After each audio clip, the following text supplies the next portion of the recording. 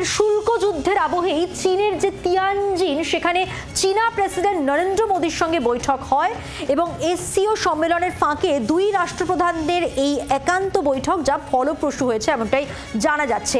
6টি বিষয়ে দুই রাষ্ট্রপ্রধানের কথা হয়েছে। তিয়ানজিনেই 25তম এসসিও সম্মেলন এবং পুতিনের সঙ্গে মোদীর বৈঠক হওয়ার কথা।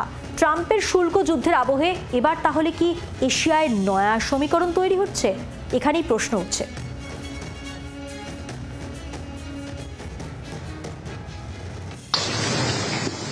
सीमा पर डिसएग्रीमेंट के बाद शांति और स्थिरता का माहौल बना हुआ है।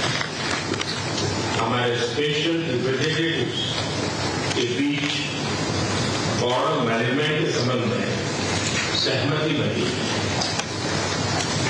कैलाश मानसरोवर यात्रा फिर से शुरू की। दोनों देशों के बीच डायरेक्ट फ्लाइट भी फिर से शुरू की जा रही है।